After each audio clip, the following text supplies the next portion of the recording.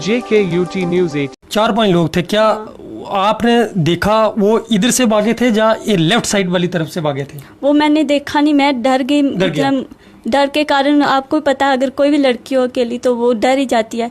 तो मैंने डर के कारण, सिर्फ मैं इतना पता था भैया के रूम से निकले, तो मैं डर के कारण मम्मा पापा को उठाने गई कि भैया को किसी ने मार दिया, अंदर कोई आया था। तो फिर मम्मा पापा आए, फिर आगे पीछे आवाज़ें लगाई तो कोई भी नहीं आया।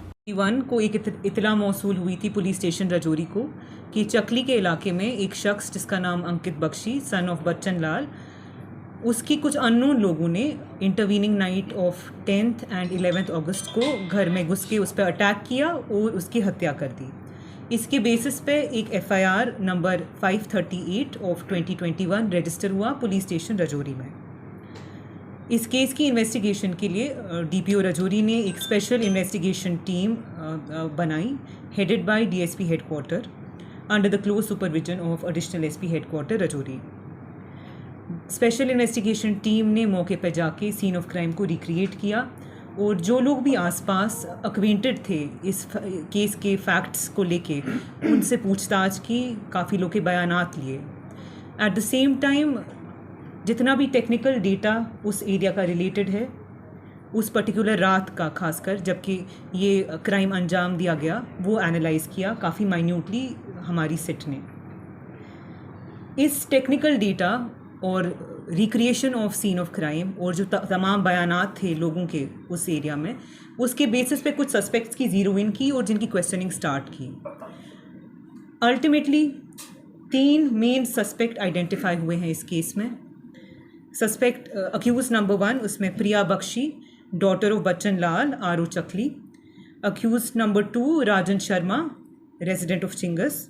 Accused number 3 resident of Sangpur, जिसका नाम अभी विदहेल्ड है जब तक उसकी एज वेरीफाई ना हो जाए, because there is a chance that he may be a juvenile. If it turns out he is not, we will disclose the name in public. Investigation के दौरान ये पता चला कि अक्यूज नंबर 1 प्रिया बख्शी और अक्यूज नंबर 2 राजन शर्मा, ये एक रिलेशनशिप में थे पिछले तकरीबन 1 साल से। इस रिलेशनशिप के चलते हुए जो डिजीज़्ड है, जो कि भाई थे अक्यूज नंबर 1 का, उसको सीरियस ऑब्जेक्शंस थे एंड उसने कई बार इस मुद्दे को लेके काफ़ी ऑपोजिशन दिखाई and sometimes even forcefully.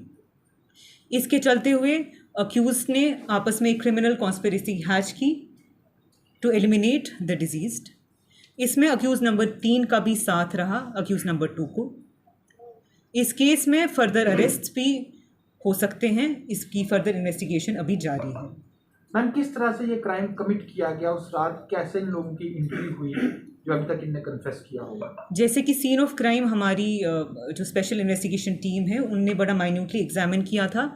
In fact अगर सीन ऑफ क्राइम देखा जाए, उससे ये नतीजा हमारी स्पेशल इन्वेस्टिगेशन टीम ने डिराइव किया था कि जो एंट्री थी वो फोर्सफुल नहीं थी।